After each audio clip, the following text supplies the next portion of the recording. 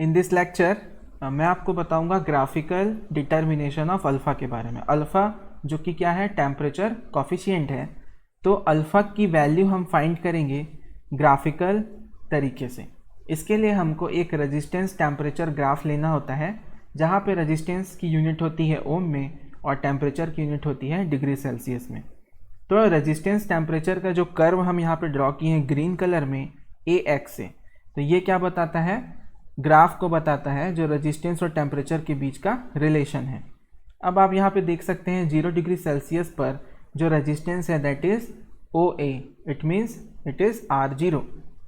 और जब ये टेम्परेचर 0 डिग्री सेल्सियस से T डिग्री सेल्सियस तक बढ़ा दिया जाता है या राइज हो जाता है उसमें, तब जो रेजिस्टेंस हमको मिलता है दैट इज़ RT, जो कि किससे रिप्रेजेंट हो रहा है, OC से। ओके, सो टेम्परेचर के बढ़ने के साथ साथ रेजिस्टेंस की वैल्यू भी यहाँ पे बढ़ रही है। अब आपको यहाँ पे निकालना है अल्फ़ा की वैल्यू, जो कि क्या है, टेम्परेचर कॉफिशिएंट है। तो टेम्परेचर कॉफिशिएंट का फॉर्मूला हमको पता है RT minus R0 divide by R0 into T। तो यहाँ पे RT माइनस R0 क्या बता रहा है, आपका BC को बता रहा है, और T जो है राइज इन टेम्परेचर को बता रहा है, that means A to B को बता रहा है, क्योंकि A से B तक ही 0 डिग्री सेल्सियस से T डिग्री सेल्सियस तक टेम्परेचर राइज होता है। सो यहाँ पे BC क्या बता रहा है, चेंज इन रेजिस्टेंस को, और AB बता रहा है चेंज इन टेम्परेचर को या राइज इन टेम्परेचर को। सो BC बाई AB अगर हम यहाँ पे निकालते हैं तो BC बाई AB हो जाता है tan थीटा, जो कि डिस्क्राइब करता है आपके स्लोप को। ठीक है, इस रेजिस्टेंस टेम्परेचर ग्राफ का स्लोप को डिफाइन करता है। अब यहाँ पे देखने वाली चीज़ है कि जो अल्फ़ा 0 है that is the temperature coefficient at 0 degree Celsius, वो क्या हो जाता है, अगर इसमें वैल्यू पुट कर दो RT माइनस R0 की जगह BC को और T की जगह AB को, तो यहाँ पे अब ये क्या रिप्रेजेंट कर रहा है, स्लोप को रिप्रेजेंट कर रहा है। तो अगर हम स्लोप में डिवाइड कर दें R0 को, that is the resistance at 0 degree Celsius, तो आपको क्या मिल जाएगा, अल्फ़ा 0, जो कि नथिंग बट टेम्परेचर कॉफिशिएंट की वैल्यू है।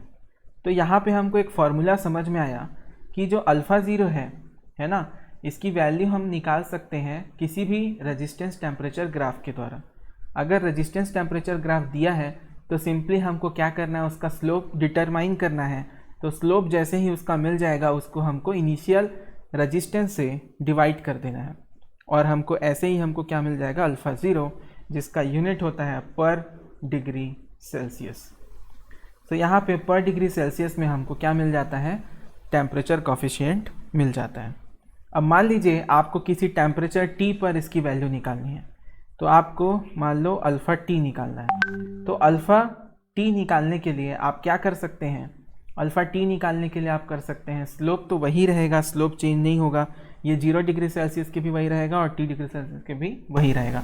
Slope will never change for resistance temperature graph. Okay, so alpha T is equal to slope of resistance temperature graph, I am writing in short,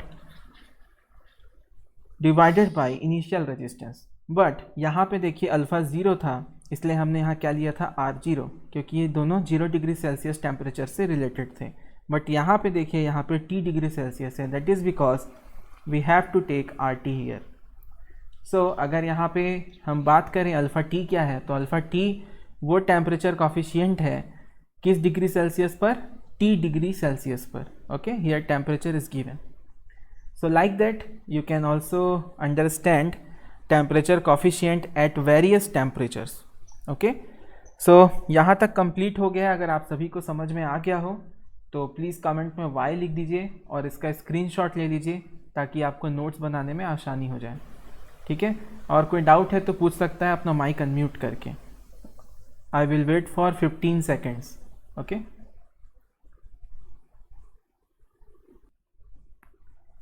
So now we will take another topic, that is temperature coefficient. Temperature coefficient at various temperatures.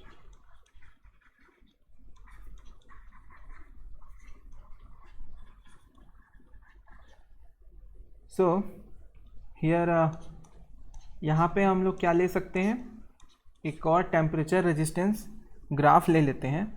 तो चलिए एक draw कर लेते हैं हम लोग। सो मैंने यहाँ पे ले लिया है एक टेम्परेचर का एक्सिस, सॉरी रेजिस्टेंस का एक्सिस वाई एक्सिस में, और यहाँ से मैं ड्रॉ कर रहा हूँ एक टेम्परेचर का एक्सिस। ओके, और फिर यहाँ पे रेजिस्टेंस ले लेते हैं और टेम्परेचर ले लेते हैं। मैं यहाँ पे शॉर्ट में लिख देता हूँ रेजिस्टेंस, ठीक है, आप लोग समझ जाना। ये रेजिस्टेंस है, ओम में है, ठीक है, और ये इस तरफ बढ़ रहा है। यहाँ पे क्या है, ज़ीरो वैल्यू है। वैसे ही यहाँ पे क्या है, टेम्परेचर है इन डिग्री सेल्सियस, और ये किधर बढ़ रहा है, जीरो से दूर की तरफ बढ़ रहा है। अब ये हमारे पास है। अब इसमें चलिए एक स्लोप भी कंसीडर कर लेते हैं। तो एक स्लोप हम कंसीडर कर लेते हैं इस तरीके का, ये ऐसा, ये क्या है आपका स्लोप है, मतलब आप कह सकते हैं ग्राफ है ये, ठीक है।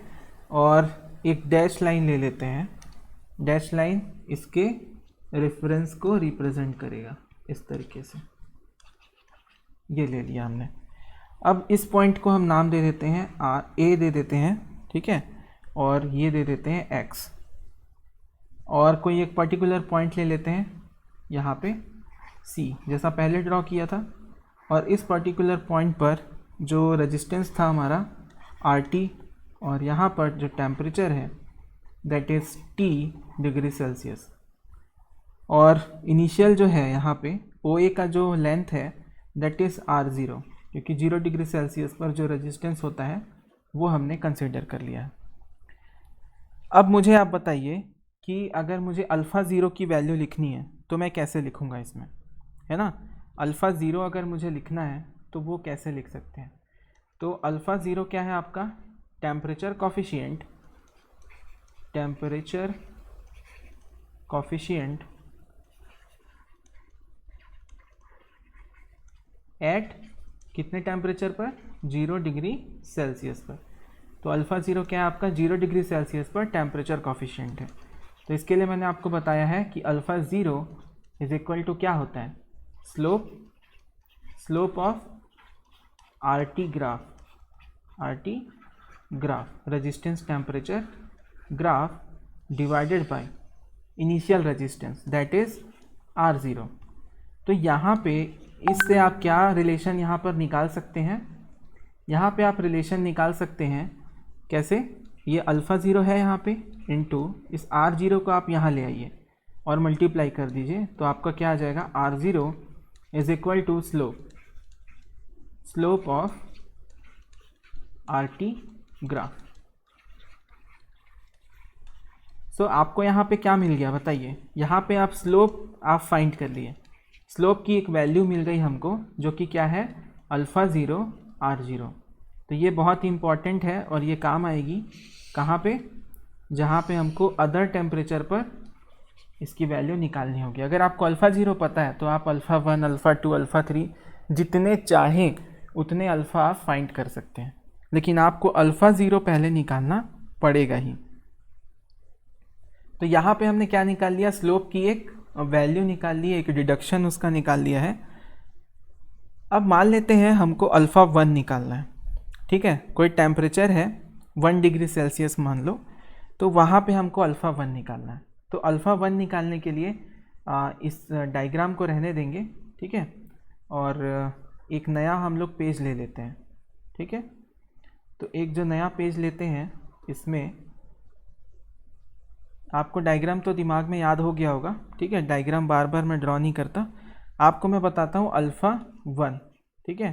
सो यहाँ पे अगर अल्फ़ा वन हमको चाहिए तो हमको क्या चाहिए होगा, स्लोप चाहिए होगा, slope of R T graph, slope of R T graph चाहिए होगा, डिवाइडेड बाय क्या डिवाइड करना होगा हमको, रेजिस्टेंस, किस पर, इस टेम्परेचर पर रेजिस्टेंस। तो मैं यहाँ क्या लिख देता हूँ, are one.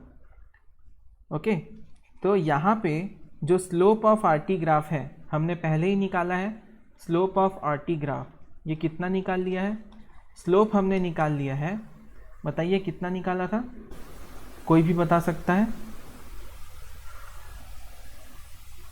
Very good, alpha zero R0 हमने निकाला हुआ है, तो यहाँ पे हम इसकी वैल्यू पुट कर देते हैं।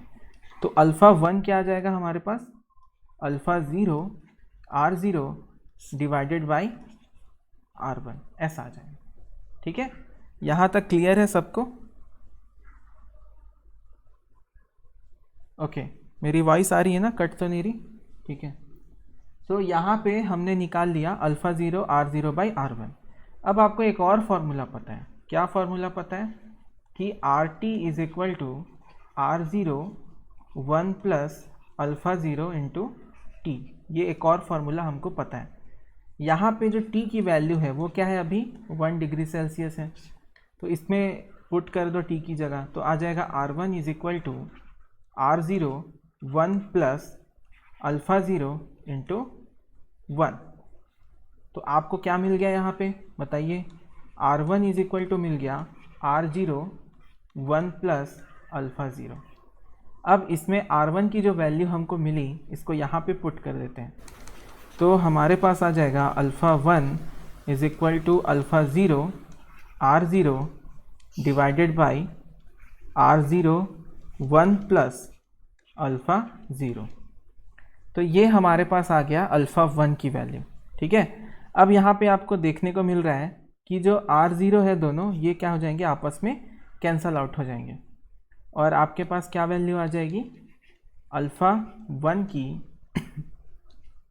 Alpha 1 is equal to alpha zero divided by 1 plus alpha zero. तो यहाँ पे ये जो हमने डेरिवेशन किया है, ये जो फॉर्मूला हम लास्ट में लेकर के आए हैं, ये बहुत ही ज़्यादा इम्पॉर्टेंट फार्मूला है।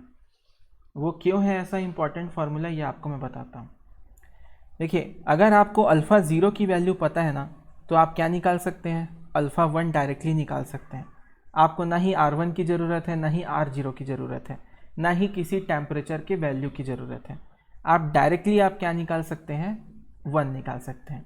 लेकिन यहाँ पे टेम्परेचर की एक ज़रूरत पड़ेगी, क्योंकि यहाँ पे हमने क्या लिया हुआ है? 1 लिया हुआ है। ठीक है, यहाँ पे 1 से मल्टीप्लाई किया हुआ था, इसलिए यहाँ पे वो दिख नहीं रहा है। ठीक है, अब चलिए अपन कोशिश करते हैं टी के साथ रखने का। कोई भी टेम्परेचर है टी, उसके लिए क्या फार्मूला होगा? तो उसके लिए फार्मूला हो जाएगा, अगर कोई आने की कोशिश कर रहा है, wait 1 second just. Okay, no one is here, Pankaj.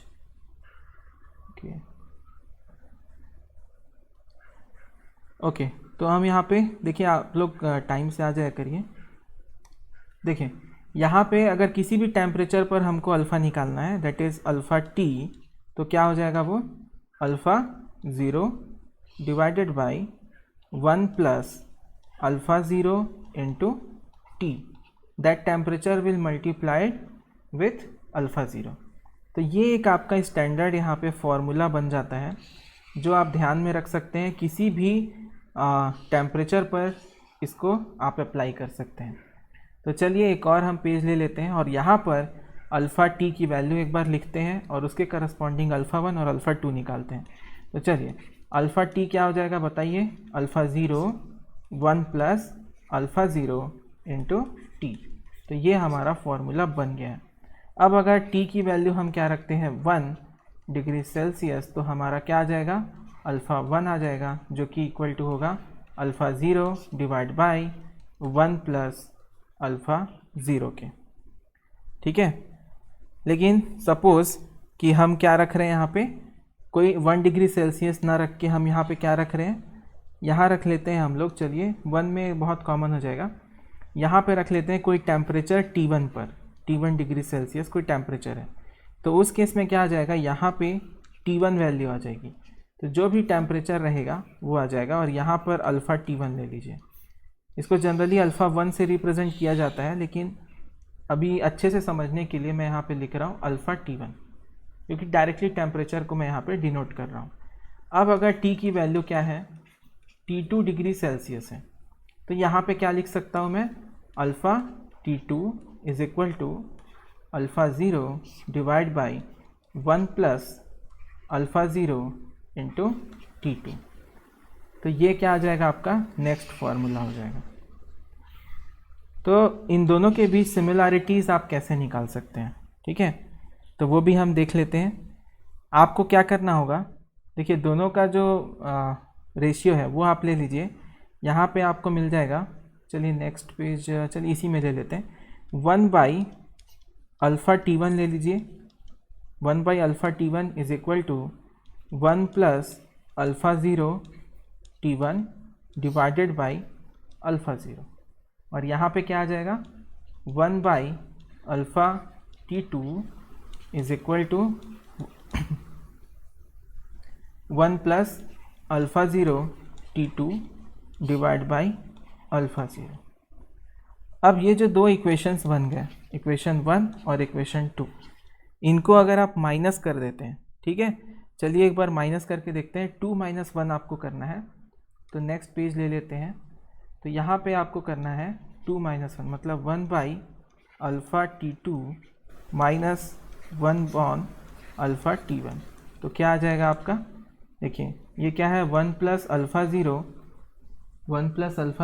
T2 है, okay, 1 + α0 T2 divided by α0 minus 1 + α0 T1 divided by α0।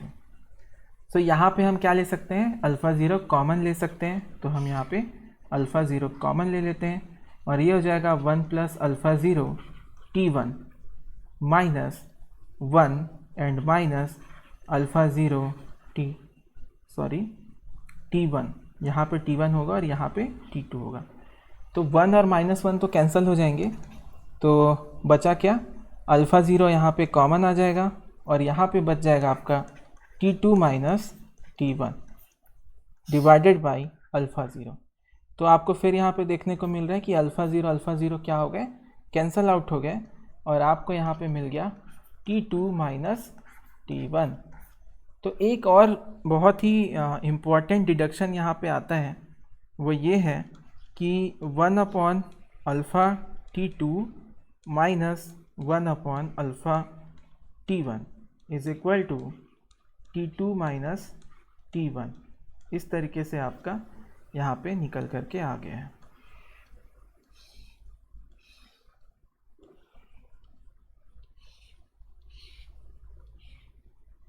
तो ये फार्मूला बहुत इम्पॉर्टेंट है, इसी को थोड़ा और मॉडिफाई किया हुआ है।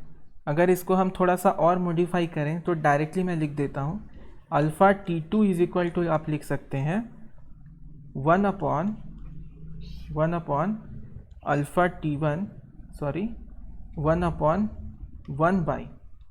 1/1/α-T1 minus T2 minus T1, ठीक है, यहाँ पे लिख सकते हैं आप T2 माइनस T1। तो ये जो फार्मूले हैं इन पर बेस्ड कुछ न्यूमेरिकल हम करने वाले हैं। तो उससे पहले मैं जानना चाहूँगा, अगर किसी को कोई डाउट है या कहीं पर कोई चीज़ समझ में नहीं आई तो वो मुझसे अभी पूछ सकता है। इसके बाद डायरेक्टली मैं जाऊँगा न्यूमेरिकल्स पर, तो हम उसके बाद न्यूमेरिकल्स सॉल्व करेंगे। तो अगर किसी को कोई डाउट है तो मैं 30 सेकेंड का टाइम दे रहा हूँ, आप लोग अपने डाउट पूछ सकते हैं। सो कमेंट भी कर सकते हैं अपने डाउट। ओके, बताइए, कोई डाउट है आपका?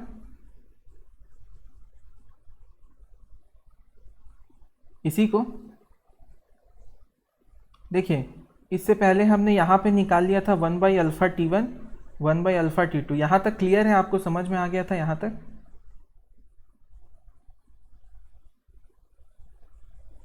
यहाँ तक आपको समझ आ गया था? ओके, यहाँ कहाँ पे दिक्कत आ रही है? देखो यहाँ पे क्या किया हमने, जस्ट माइनस कर दिया है, और माइनस करने के बाद दोनों जो है आपका इसका एलसीएम ले लिया, एलसीएम लिया तो कॉमन ये α0 आ गया। अब इसके बाद क्या किया हमने, डायरेक्टली इसको वैल्यू को रख दिया, तो 1 + α0 T2, उसके बाद माइनस का साइन है इसलिए ये क्या हो जाएगा -1, और ये माइनस प्लस क्या हो जाएगा माइनस α0 T1। तो यहाँ पे 1 और -1 कैंसल आउट हो गया, और क्या बचा आपका α0 T2 माइनस α0 T1। तो α0 को मैंने यहाँ पे कॉमन ले लिया बाहर, और T2 माइनस T1 लिखा, और नीचे तो एक अल्फ़ा ज़ीरो पहले से था तो वो एज इट इज़ लिख दिया, और दोनों क्या हो गए, कैंसल आउट हो गए। तो क्या बचा, T2 माइनस T1 बचा। फिर ये यहाँ पर जो LHS था इसको मैं एज इट इज़ लिख दिया लेफ्ट हैंड साइड को, और RHS हमने यहाँ से निकाल लिया तो ये लिख दिया। अब इसी को आप थोड़ा सा सॉल्व करोगे तो ये वाला फॉर्मूला आ जाएगा। कैसे आता है देखो, ये वाला जो आया वो भी बता देता हूँ। ये आपका क्या होता है, जस्ट आप एक थोड़ा सा ध्यान देंगे तो समझ आ जाएगा। ये क्या लिखा हुआ है एक्चुअल में, 1 divide by alpha T1 minus 1 upon alpha T2 ये लिखा हुआ है, is equal to T2 minus T1 दिया हुआ है। अब यहाँ पे देखिए ये जो माइनस साइन है अगर बराबर की इस तरफ मैं ले आऊँ इस पूरे पार्ट को तो ये क्या हो जाएगा, प्लस में आ जाएगा। तो 1 अपॉन अल्फ़ा क्या हो जाएगा, T1 में निकाल लेता हूँ तो ये क्या हो जाएगा अपना 1 अपॉन अल्फ़ा T2 आ जाएगा, प्लस T2 माइनस T1। अब मैं क्या चाह रहा हूँ, अल्फ़ा T1 को निकालना चाह रहा हूँ, ठीक है। तो अल्फ़ा T1 को अगर मैं निकालना चाह रहा हूँ तो क्या करूँगा, इसको 1 बाई कर दूँगा तो अल्फ़ा T1 ऊपर आ गया, और ये सब कहाँ जाएंगे, 1 अपॉन के टर्म में आ जाएंगे नीचे। तो 1 upon alpha T2 plus T2 minus T1 ऐसा हम लिख सकते हैं। और कैसा लिख सकते हैं इसको, यहाँ पे अगर आप चाहें तो इसको इधर ले आइए, ये वाला टर्म को इस तरफ ले आइए तो कैसा हो जाएगा, देखिए 1 अपॉन अल्फ़ा T1 और ये जो T2 माइनस T1 है उसको इधर ले आते हैं इस तरफ, तो क्या हो जाएगा वो माइनस T2 माइनस T1 हो जाएगा, ठीक है। इज इक्वल टू ये जो माइनस वाला उधर आके प्लस हो जाएगा, that is 1 upon alpha T2। अब इसको सॉल्व करिए तो यहाँ पे अल्फ़ा T2 निकालना है तो अल्फ़ा T2 ऊपर ले लिए और ये किधर आ जाएगा, 1 के नीचे आ जाएगा। या आप इसको क्या कर सकते हैं, ये वाला पार्ट है इसको आप यहाँ ले आ सकते हैं और ये पूरा पार्ट आप 1 अपॉन के नीचे डाल सकते हैं। तो मैं वो वैसा ही कर लेता हूँ, ज़्यादा आसान पड़ेगा, ठीक है। तो यहाँ पे आ जाएगा अल्फ़ा T2, मैंने इसको यहाँ पे ले आया और ये वाला टर्म को RHS में ले जा रहा हूँ तो ये आ जाएगा 1 अपॉन, एज इट इज़ लिखना है बस,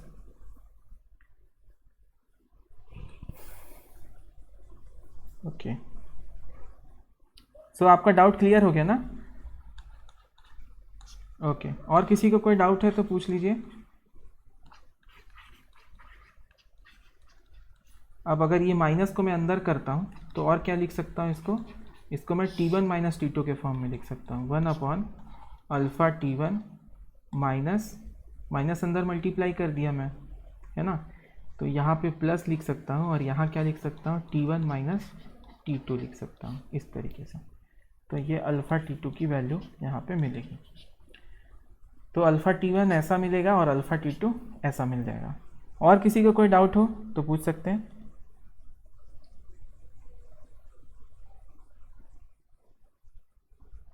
हाँ,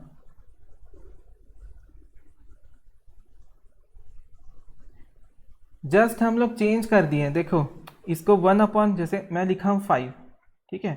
तो 5 को मैं अगर जैसे 5 इक्वल टू है x समझ लो, है ना। तो अगर मैं इसको 1 बाई 5 लिखूँगा तो इधर भी 1 बाई एक्स हो जाएगा ना, समझ रहे हो। इधर 1 बाई 5 करूँगा तो इधर भी 1 बाई एक्स हो जाएगा। तो मैंने क्या किया, जो अल्फ़ा T1 का जो फॉर्मूला है यहाँ पे, ठीक है, तो इधर भी 1 अपॉन लिया और इस तरफ भी 1 अपॉन लिया। तो जब इस पूरे का 1 अपॉन करोगे तो ये तो खुद डिवाइड में है, तो इसका हो क्या जाता है, एक मिनट मिटा के फिर से बताता हूँ आपको। ये देखिए इसमें आपका हो जाएगा 1 अपॉन अल्फ़ा ज़ीरो, मैंने एक्चुअली शॉर्ट में लिख दिया 1 plus alpha zero into T1 ऐसा आएगा, ठीक है। अब इसको जब अपन सॉल्व करते हैं इस टर्म को तो कैसा आता है, 1 अपॉन अल्फ़ा ज़ीरो इंटू, ये मल्टीप्लाई में आ जाता है नीचे वाला ऊपर आके, तो ये हो जाएगा 1 plus alpha zero into T1। तो बस इसी को मैंने क्लब करके लिख दिया था। तो चलिए इसको फिर से पहले जैसा लिख देते हैं, ठीक है। सो यहाँ पे आ गया 1 plus alpha zero T1 divided by alpha zero. ये बहुत ही इंपॉर्टेंट डेरिवेशन है, गेट तक के एग्ज़ाम में ये काम आता है ना, बहुत इंपॉर्टेंट है। चलिए और किसी का कोई डाउट है, यू वेलकम। कोई और डाउट है तो पूछ सकते हैं।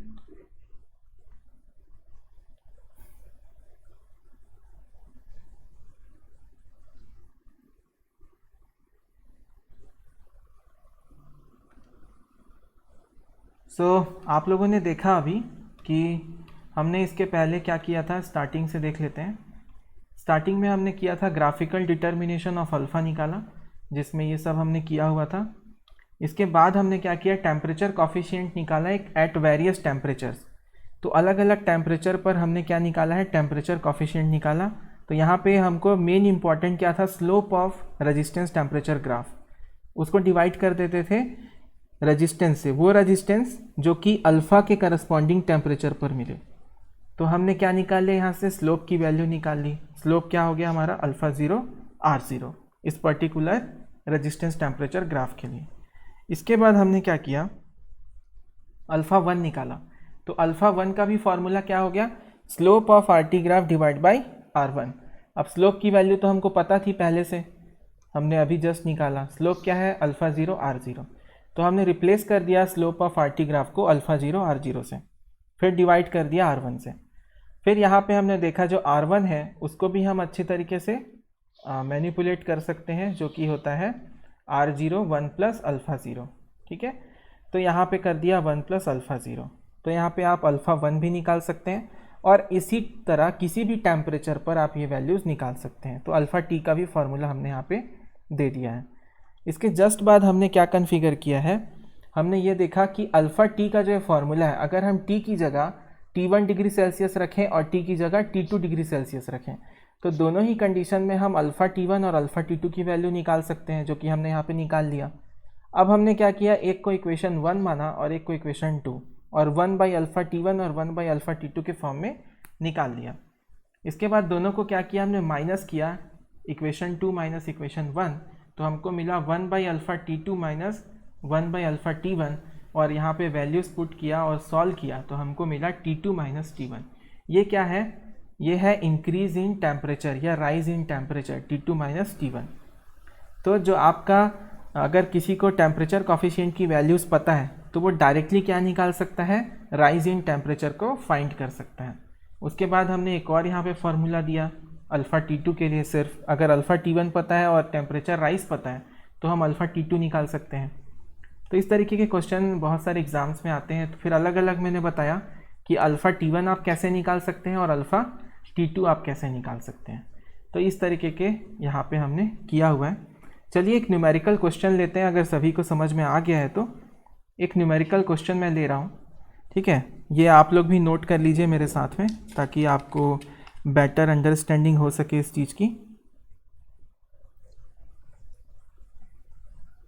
चलिए एक क्वेश्चन लेते हैं। A coil made of copper wire, आप लोग भी नोट कर लीजिए। A coil made of copper wire. तो कॉपर वायर का बना है एक कॉइल, हैज़ ए रेजिस्टेंस, कितना रेजिस्टेंस है, रेजिस्टेंस ऑफ 25 ओम। आप भी नोट करते जाइए। When immersed in ice water, when immersed in ice water. देखिए आइस वाटर का टेम्परेचर क्या होता है आपको पता है सभी को, मैं एडिशनली लिख देता हूँ 0 degree Celsius. When immersed in ice water, what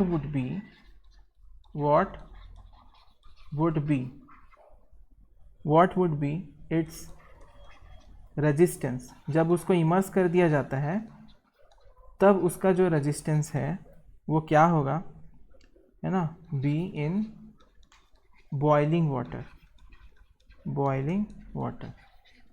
देखिए पहले क्या किया हमने, उसको आइस में इमर्स किया तो उसका रेजिस्टेंस कितना था, 25 ओम। अब क्या बोल रहे हैं, उसको बॉइलिंग वाटर का टेम्परेचर सभी को पता है 100 डिग्री सेल्सियस। देखिए ये टेम्परेचर्स नहीं दिए होते एग्जाम में, मैं लिख रहा हूँ एडिशनली।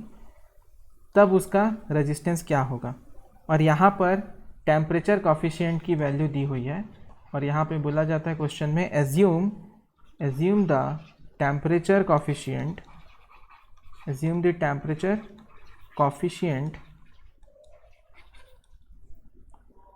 इज 0.04।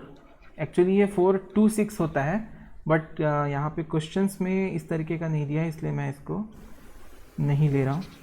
0.04 तक ले रहे हैं, 3 डेसिमल के बाद 3 डिजिट तक मैं लेने की कोशिश कर रहा हूँ, ठीक है। इसका यूनिट आपको पता ही है क्या होता है, पर डिग्री सेल्सियस। और कितने टेम्परेचर पर, ये भी इम्पॉर्टेंट है, एट 0 डिग्री सेल्सियस पर है। तो इसको आप लोग अगर सॉल्व कर सकते हैं तो बताइए, ठीक है। कौन कौन सॉल्व कर सकता है, क्या वो यहाँ एक्सप्लेन कर सकते हैं, ताकि आप जो बोलते जाएं वो मैं लिखते जाऊं, तो बाकी लोगों को भी समझ में आ जाएगा कैसे कर पाएंगे। चलिए बताते जाइए।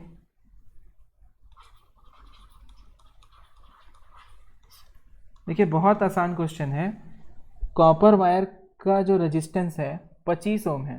कब, जब वो आइस वाटर में है, मतलब जब उसका टेम्परेचर जो है, यहाँ पे लिख देता हूँ मैं, at 0 degree Celsius, at 0 degree Celsius जो रेजिस्टेंस है कॉपर वायर का, वो क्या है आपका, R0 क्या है, 0 डिग्री सेल्सियस, इसलिए R0 लिख रहा हूँ, कितना है, 25 ओम है।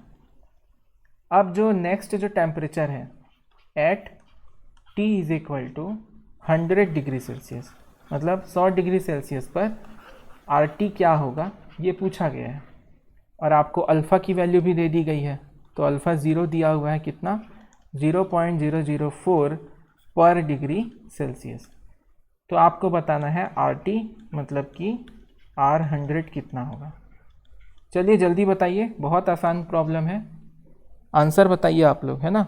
या कोई चाहे तो यहाँ एक्सप्लेन कर सकता है, वैसा मैं यहाँ पे लिखता जाऊँगा। चलिए देखते हैं कौन बता पाता है। यस, आप अपना माइक अनम्यूट करके बोल सकते हैं।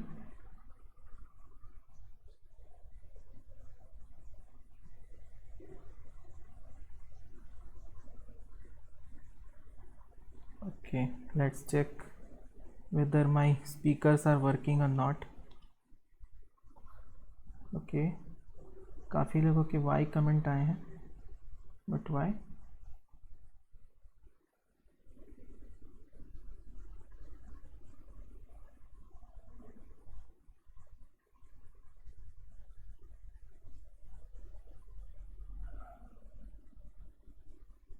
Okay mic is working fine.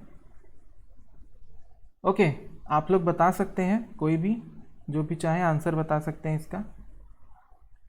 देखिए बहुत आसान है, आपको ट्राई करना है अपने से, मैं जानता हूँ आप लोग बना लेंगे। अगर इसका भी आंसर मैं खुद बता दूंगा तो आप लोग कुछ नहीं सीख पाओगे, इसीलिए मैं कह रहा हूँ कि आप लोग ट्राई करो। चलिए कोई बोलना चाहेगा, कोई भी बता दो। यहाँ पे अदिति है, अपूर्वा है, भारती, दीपक, दीपिका वर्मा, ईश्वर, ज्योति, कोई भी बता सकते हो आप लोग। अच्छा किसी का कमेंट आया है, चेक करते हैं। यहाँ पे 35 ओम का आंसर आया है अदिति की तरफ से, जो कि सही है। चलो अदिति, चलो एक्सप्लेन करो अब बाकी लोगों को। वेरी गुड, आप सीख गई अदिति। चलिए एक्सप्लेन करिए कैसे आएगा 35, ताकि बाकी लोग को भी समझ आए। अदिति बताओ। हाँ हाँ ठीक है, वेरी गुड, हाँ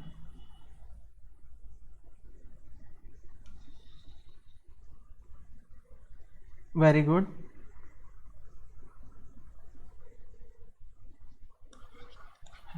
हाँ वेरी गुड, ठीक है, हाँ ठीक है,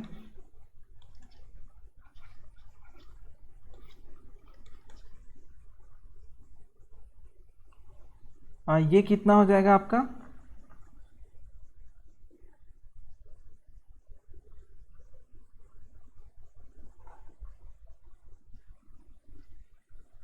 अच्छा okay okay okay, you are good at maths, आपका मैथ्स अच्छा है ना। 25 को मल्टीप्लाई कर दीजिए प्लस 25 इंटू, ये कितना हो जाएगा, 100 से मल्टीप्लाई होके 0.4, ऐसा ही ना। फिर ये हो जाएगा 25 प्लस यहाँ आ जाएगा 10, जो कि हो जाएगा आपका 35। वेरी गुड, बहुत सिंपल था। देखिए कितना सिंपल था, बना लिया आप लोग, वेरी गुड। सो इस तरीके के सिंपल क्वेश्चंस आराम से बनाए जा सकते हैं। चलिए नेक्स्ट क्वेश्चन लेते हैं। आप लोग बता दीजिएगा क्लास कब बंद करनी है, ठीक है। वैसे 7 बजे मैंने सोचा है, तब तक क्वेश्चन करते हैं हम लोग।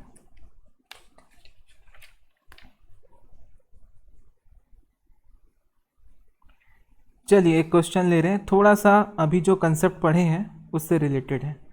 The resistance of a transformer winding.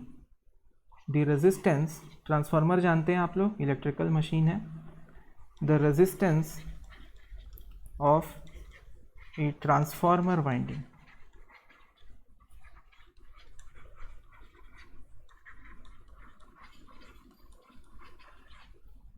The resistance of a transformer winding is 460, लिखते जाइए और सॉल्व भी करते जाइए आप लोग। 460 ohm at 25 degree Celsius, 25 degree Celsius पर ट्रांसफार्मर वाइंडिंग का जो रेजिस्टेंस है, ठीक है, वो क्या है, 460 ओम है। Very good. When the transformer is running, when the transformer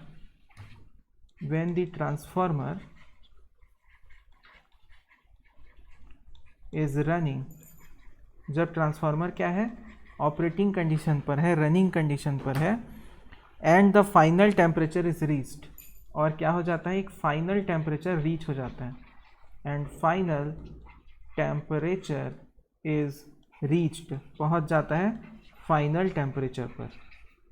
okay. The resistance of the winding increases to 520 ohm. The resistance of winding increases to 520 ohm. देखिए कहाँ था, 25 डिग्री सेल्सियस पर था, तो कितना था, 460 ओम। अब क्या हुआ, वो रन हो गया और फाइनल टेम्परेचर पर पहुंच जाता है, जिसकी वजह से जो रेजिस्टेंस है वो कितना हो जाता है, 520 ओम हो जाता है।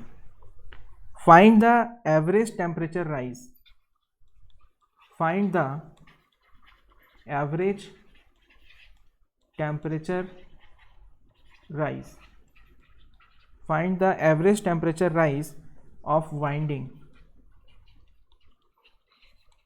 तो हमको क्या निकालना है, एवरेज टेम्परेचर राइज निकालना है वाइंडिंग का।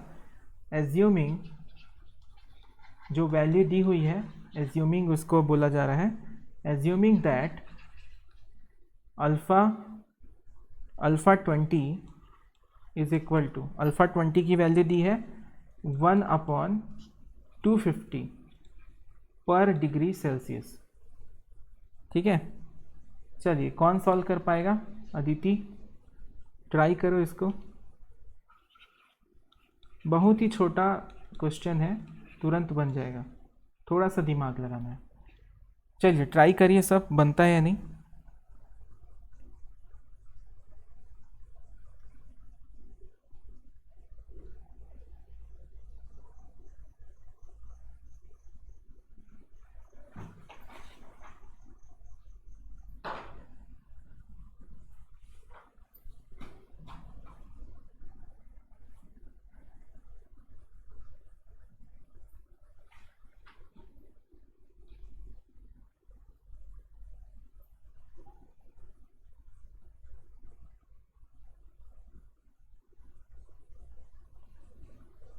बन जाएगा। कितने लोगों को क्वेश्चन समझ में आ गया, एक बार देख लेते हैं कमेंट में। वाई कमेंट कर दीजिए जिनको समझ में आ गया।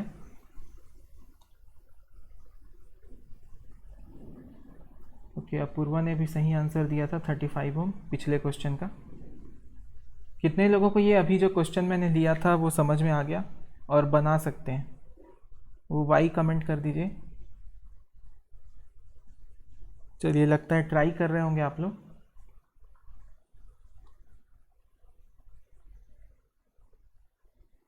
One comment. Aditi, okay okay, try करो अदिति। भारती भी ट्राई कर रही है, वेरी गुड। देखो मैं हिंट करता जाऊंगा, आप लोग को ट्राई करना है। हमको जो फाइंड आउट करना है वो है टेम्परेचर राइज, हमको टेम्परेचर राइज निकालना है। देखो जो डेटा अवेलेबल है, चंदन का भी मैसेज आ गया, very good Chandan, keep it up. चलिए ये लास्ट क्वेश्चन हम करेंगे, इसके बाद क्लास बंद करेंगे, लेकिन पहले इस क्वेश्चन का सॉल्यूशन पूरा अच्छे से देख लेना, बहुत ही अच्छा प्रॉब्लम है। चलिए आप लोग बताते जाइए, मैं इसको रखते जाता हूँ वैल्यूज़। देखो यहाँ पे जो गिवन डेटा है ना, इसमें अल्फ़ा 20 की वैल्यू दी हुई है, ध्यान देना, अल्फ़ा 20 दिया हुआ है। और क्या दिया हुआ है आपको बताइए? आपको एक टेम्परेचर भी दिया हुआ है 25 डिग्री सेल्सियस, और उस टेम्परेचर पर जो वैल्यू है रेजिस्टेंस की वो दी हुई है 460 ओम, और यहाँ पर दिया हुआ है 520 ओम। ठीक है, ये वैल्यूज़ दी हुई है। और आपने अभी फॉर्मूला डिराइव किया था, ठीक है, क्या फॉर्मूला डिराइव किया था आपने? आपने ये किया था ना, alpha T2 is equal to 1 upon alpha T1 plus, अंदर क्या था बताइए? अंदर था T2 माइनस T1। तो यहाँ पे देखिए जो T2 है, देखो 20 को हम क्या मान रहे हैं? T1, क्योंकि वो गिवन है, और T2 क्या है आपका? 25 डिग्री सेल्सियस, जिस पर रेजिस्टेंस की वैल्यू 460 दी है। तो पहले हम निकाल लेते हैं अल्फ़ा T2। तो अल्फ़ा T2 क्या है? 25 डिग्री सेल्सियस, मैं लिख भी देता हूँ, T2 इज़ 25 डिग्री सेल्सियस। तो अल्फ़ा 25 इज इक्वल टू हो जाएगा 1 divided by alpha 20 plus T2 की जगह क्या आ जाएगा? 25, और T1 की जगह माइनस 20, क्योंकि T1 क्या है? 20 है। अब इसको जब आप सॉल्व करोगे तो इसकी वैल्यू क्या दी हुई है? अल्फ़ा 20 की वैल्यू, अल्फ़ा 20 की वैल्यू है 1/250। क्या दिया हुआ है? 1/250। अब देखिए इस फॉर्मूले में थोड़ा सा मैंने मिस्टेक कर दिया है, उसको मैं करेक्ट कर लेता हूँ, और आप लोग भी नहीं बता रहे कि गलती हुई है। ये देखो यहाँ पे ये फार्मूला नहीं होता, इसमें थोड़ा सा चेंज होता है, ये होता है 1/अल्फ़ा T1। तो यहाँ भी क्या हो जाएगा? 1/अल्फ़ा 20। तो अब अल्फ़ा 20 की वैल्यू क्या है? 1/250। तो यहाँ एग्जैक्टली क्या आ जाएगा? 250 आ जाएगा। तो ये हो जाएगा आपका 250 प्लस, यहाँ पे माइनस होगा तो क्या आ जाएगा? 5। तो आंसर आपका यहाँ पे आ जाएगा 1/255 पर डिग्री सेल्सियस। ये आपका क्या आ गया? अल्फ़ा 25 आ गया। ठीक है, अब हम यहाँ पे ये सपोज कर रहे हैं कि जो टेम्परेचर है, फाइनल टेम्परेचर है, उसको हम मान लेते हैं T3 जैसे। ठीक है, यहाँ पे जो बोल रहे हैं ना फाइनल टेम्परेचर, जिस पर रेजिस्टेंस 520 हो जाता है, उसको हम मान लेते हैं, let us suppose final temperature is T3 degree Celsius, ये हम मान रहे हैं।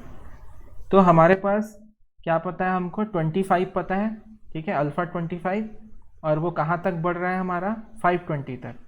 तो इसके लिए हम रेजिस्टेंस वाला फार्मूला यूज़ कर सकते हैं। रेजिस्टेंस का फार्मूला हमने क्या पढ़ा था? आर के साथ क्या पढ़ा था बताइए? RT3 के लिए क्या लिख सकते हैं? RT3 into R25। R25 मतलब ये 460 ओम, 1 प्लस अल्फ़ा 25 इंटू T3 ये लिख सकते हैं।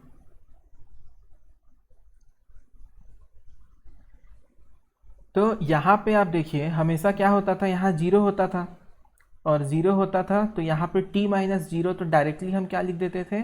T लिख देते थे। लेकिन यहाँ पे थोड़ा सा डिफरेंट है, यहाँ पे 25 दिया हुआ है, तो हमको यहाँ पे राइज इन टेम्परेचर लेना होता है, इसलिए यहाँ पे हम ऐसा ना लिख करके क्या लिखेंगे, इसको थोड़ा सा सही करके लिखेंगे, जो कि है T3 माइनस 25, क्योंकि इनिशियल टेम्परेचर क्या हो रहा है यहाँ पे 25 हो रहा है, जहाँ पर जो रेजिस्टेंस है वो है 460 ओम, और उसके बाद कितना हो रहा है 520 ओम हो रहा है, ठीक है, फाइनल टेम्परेचर पर। तो ये फार्मूला वहाँ पे यूज़ होगा। तो अगर यहाँ तक किसी को भी समझ में आ गया है तो वो ईजिली राइज इन टेम्परेचर निकाल सकता है। तो राइज इन टेम्परेचर क्या है आपका, ये है T3 माइनस 25 क्या है आपका राइज इन टेम्परेचर है। तो डायरेक्टली यहाँ पे फाइंड किया जा सकता है। तो चलिए नेक्स्ट पेज पर हम कर लेते हैं इसको क्लियर। तो यहाँ पे आपको जो मैंने बताया वो था RT3 is equal to R25 1 plus alpha 25 into T3 minus 25। जब आप इसको सॉल्व करेंगे तो आपको क्या मिलेगा, RT3 की जगह 520 ओम है, ठीक है, इज इक्वल टू R25 की जगह 400 कितना था 60 था शायद, फिर अंदर क्या आ जाएगा 1 प्लस अल्फ़ा 25 कितना था 1/255 आ रहा था। चलिए मेरा मेमोरी अच्छा है। फिर यहाँ पे आ जाएगा T3 माइनस 25, देखिए करेक्ट है ना, चेक करते जाओ आप लोग, 520 डिवाइडेड बाई 460 कर देंगे, और यहाँ पे आ जाएगा 1 प्लस 1/255 इंटू T3 माइनस 25। तो हमको बस इसी की वैल्यू निकालनी है ना। इसको क्या बोल सकते हैं हम लोग, rise in temperature, rise in temperature बोलेंगे।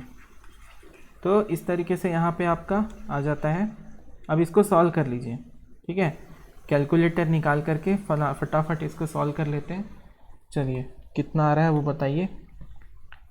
तो 520 बाई 460 ये कितना आ रहा है आपका, 520 बाई 460 ये आपका आएगा 26/23। तो इसमें आ गया आपका वैल्यू 26/23, और ये 1 इधर आके -1 हो जाएगा, और ये ब्रैकेट में, और ये 255 इधर आके मल्टीप्लाई होगा। तो ये आ गया 255, और यहाँ पे मिलेगा T3 माइनस 25। तो फाइनली इसको जब आप सॉल्व करेंगे तो आ जाएगा 26 divide by 23 minus 1 bracket close into 255। तो इसकी जो वैल्यू मिलेगी आपको 33.26 मिलेगी। कितनी, 33.26 degree Celsius is equal to T3 minus 25।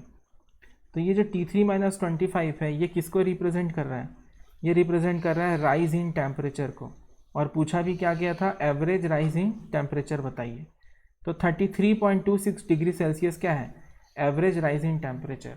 मतलब अगर 25 डिग्री सेल्सियस पर जो रेजिस्टेंस था वो कितना है 460 ओम है, तो इसमें अगर अपन कितना टेम्परेचर बढ़ जाता है 33.26 डिग्री सेल्सियस बढ़ जाता है, तो जो रेजिस्टेंस है वो कितना हो जाता है 520 ओम हो जाता है। तो जो फाइनल जो टेम्परेचर T3 आ जाएगा आपका, वैसे निकालना नहीं है फिर भी अपन निकाल लेते हैं, T3 आ जाएगा, वो आएगा आपका 58.26 डिग्री सेल्सियस। तो इस तरीके से आप ये न्यूमेरिकल्स सॉल्व कर सकते हैं। तो आज की जो क्लास थी उसमें टेम्परेचर कॉफिशिएंट हमने ख़त्म कर दिया है, क्योंकि 3 या 4 क्लास हो गए टेम्परेचर कॉफिशिएंट के ही। इसके बाद से हम नेक्स्ट क्लास में ओम्स लॉ पढ़ेंगे, और बेसिक जो चीज़ें हैं रजिस्टिविटी के और वैलिडिटी होती है ओम्स लॉ की, अलग अलग मेटल में किस तरीके का होता है, इलेक्ट्रिकल एनर्जी क्या होता है, इलेक्ट्रिकल पावर क्या होता है, उसके यूनिट क्या होते हैं अलग अलग सिस्टम पे, उसके ऊपर न्यूमेरिकल वगैरह कैसे सॉल्व करते हैं, फिर रजिस्टर का पावर रेटिंग क्या होता है। तो ये सब चीज़ें हम नेक्स्ट क्लास में कंटिन्यू करेंगे।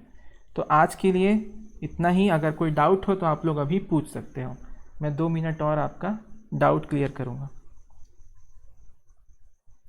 यस, हाँ हाँ हाँ बोलिए, सुनाई दे रहा है।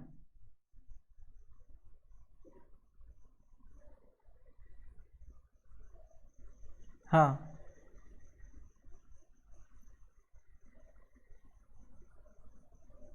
ले सकते हैं आप। देखो पॉइंट में वैल्यू रखोगे ना, तो होता क्या है कि एग्जैक्ट आप कितने डेसिमल तक लोगे ये कंफर्म नहीं हो पाता।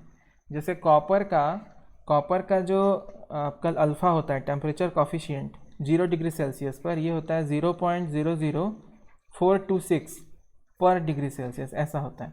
लेकिन अभी क्वेश्चन में क्या ले लिया था, 0.004। तो इसकी वजह से क्या है, न्यूमेरिकल वैल्यू में चेंज आता है। तो इसको अगर आप 1/, के फॉर्म में रखते हो तो वो ज़्यादा बेटर होता है। रख सकते हो आप 0.19 करके भी, उसमें भी आंसर आएगा, बट देखिएगा डेसिमल का कुछ दिक्कत हो सकता है उसमें। जैसे अपना 33.26 आया, तो आपका शायद कुछ अलग आए, है ना। बाकी ओके है। और कोई डाउट किसी को? और कोई डाउट तो पूछ सकता है कोई भी।